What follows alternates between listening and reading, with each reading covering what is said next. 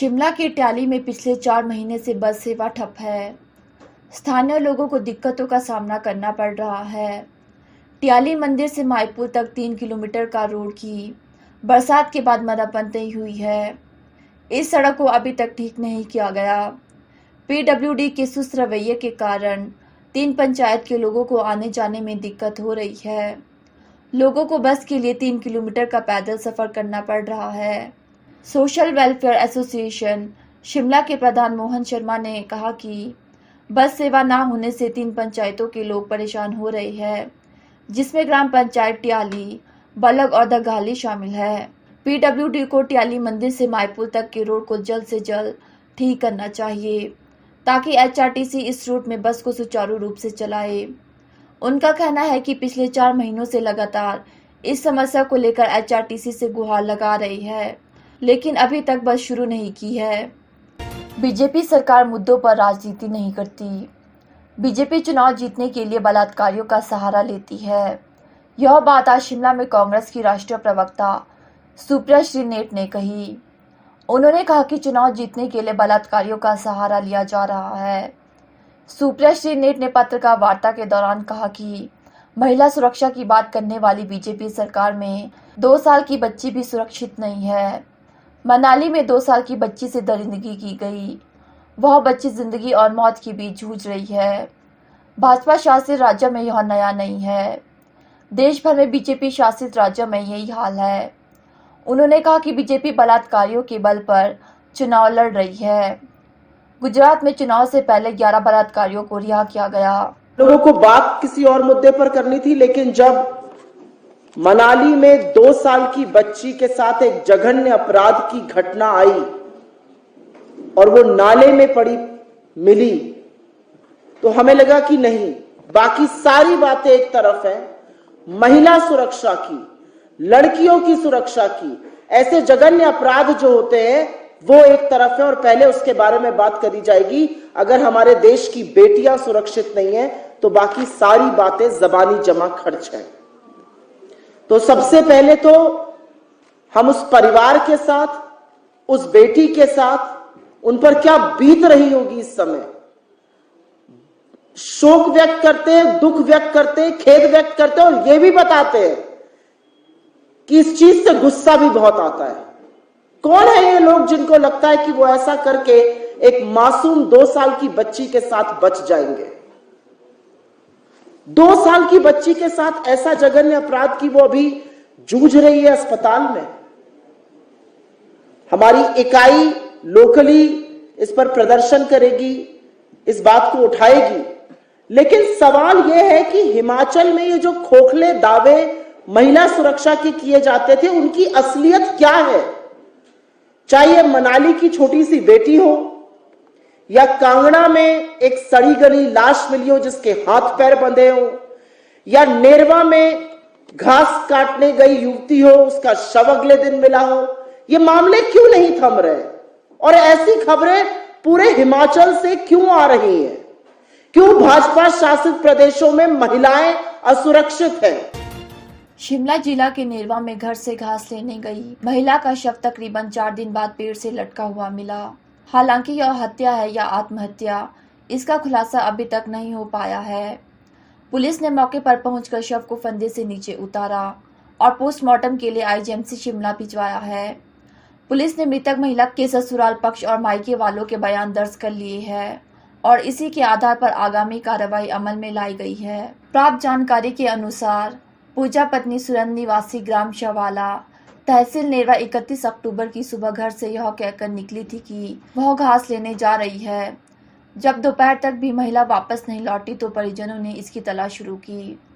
काफी ढूंढने के बाद भी महिला का कहीं कुछ पता नहीं चल पाया, जिसके बाद परिजनों ने इस बात की सूचना पुलिस को दी। बावजूद इसके महिला का 4 दिनों तक कुछ अता पता नहीं चल पाया। इसी बीच किसी ने महिला का शव पेड़ से लटका हुआ देखा तो इसकी सूचना तुरंत पुलिस को दी। सूचना मिलने के बाद पुलिस की टीम मौके पर पहुंची और शव को कब्जे में लिया। हिमाचल प्रदेश के जिला ऊना में एक्साइज विभाग की टीम ने शराब माफियाओं के खिलाफ बड़ी कार्रवाई को अंजाम दिया। इस दौरान गुप्त सूचना के आधार पर टीम ने रिहायशी मकान में दबिश देकर मौके से अंग्रेजी और देसी शराब की पेटियां बरामद की। मामले में पुलिस ने 2 व्यक्ति कांगड़ा जिला के रक्कर के माटो उमरा के निवासी निखिल राणा और राजीव राणा निवासी ऊना के खिलाफ एक्साइज एक्ट की धारा 39A के तहत केस दर्ज किया।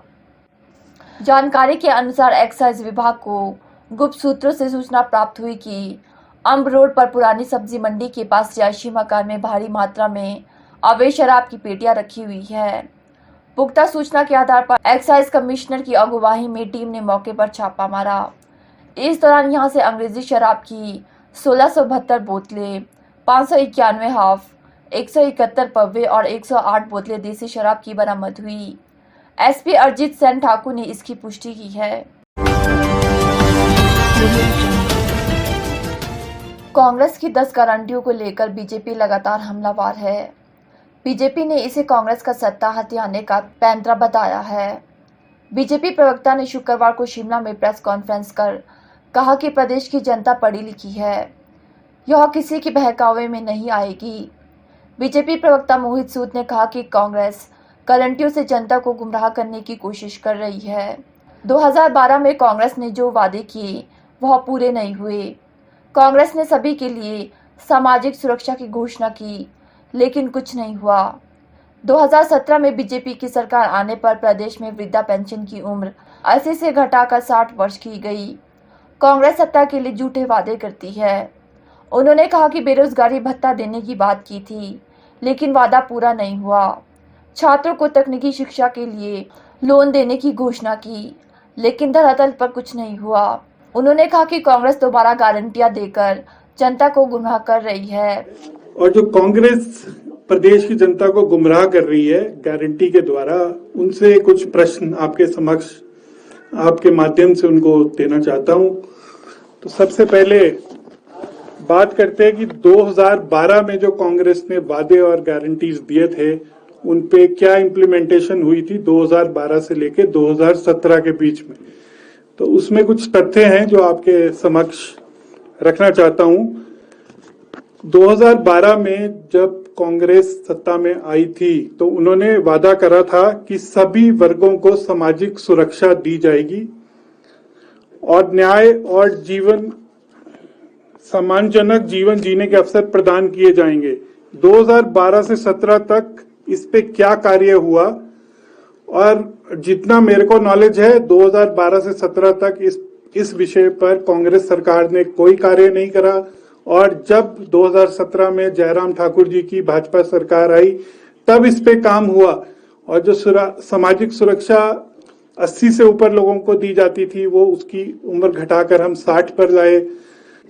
कांग्रेस ने 2012 में अपने 5 वर्षों में राज्य में सिंचित मतलब इरिगेटेड जो क्षेत्र है उसको बढ़ाने के लिए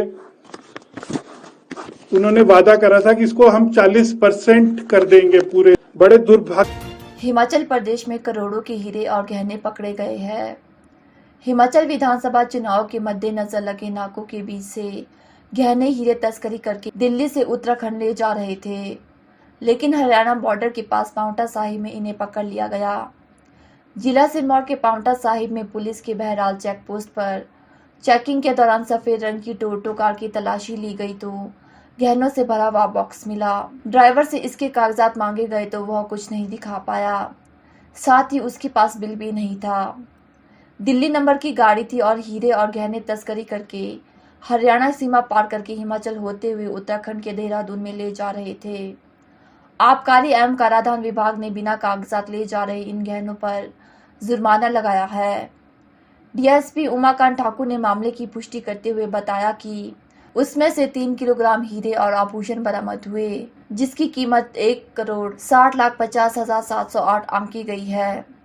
ड्राइवर इन्हें लेकर करोल बाग दिल्ली से लाया था और देहरादून जा रहा था। पुलिस ने गहने जब्त करके आबकारी विभाग को सौंप दिए। विभाग ने 9,35,000 का जुर्माना लगाया है। कांगड़ा जिला के फतेहपुर में एक महिला ने घर पर ही फंदा लगाकर मौत को गले लगा लिया। हालांकि महिला को फंदे से नीचे उतारकर उपचार के लिए अस्पताल भी पहुंचाया गया, परंतु तब तक काफी देर हो चुकी थी। अभी तक महिला द्वारा आत्महत्या किए जाने के कारणों का खुलासा नहीं हो पाया है और ना ही मौके से कोई सुसाइड नोट बरामद हुआ है। ऐसे में पुलिस मामले की जांच पड़ताल में जुटी हुई है। जानकारी के अनुसार पुलिस थाना फतेहपुर गांव मनोह में महिला ने बीती शाम अपने घर पर ही फंदा लगा लिया। महिला ने यह खौफनाक कदम उस वक्त उठाया जब घर पर कोई भी सदस्य मौजूद नहीं था। इस दौरान जब बच्चों ने महिला को फंदे पर झूला हुआ देखा तो इसकी सूचना पड़ोसियों को दी। पड़ोसी भी मौके पर पहुंचे तो उन्होंने देखा कि महिला फंदे पर झूली हुई थी, जिसके बाद पड़ोसी महिला को फंदे से नीचे उतारकर उपचार के लिए अस्पताल लेकर पहुंचे, परंतु महिला की जान नहीं बचाई जा सकी। वहीं इस बात की सूचना पुलिस को भी दी गई। उधर कार्यवाहक थाना प्रभारी फतेहपुर अरुण कुमार शर्मा ने खबर की पुष्टि करते हुए बताया कि एक महिला ने फंदा लगाकर आत्महत्या की है। उन्होंने बताया कि मौके से सुसाइड नोट बरामद नहीं हुआ है। पुलिस द्वारा शव को कब्जे में ले लिया गया है, साथ ही मामले की तहकीकात जारी है।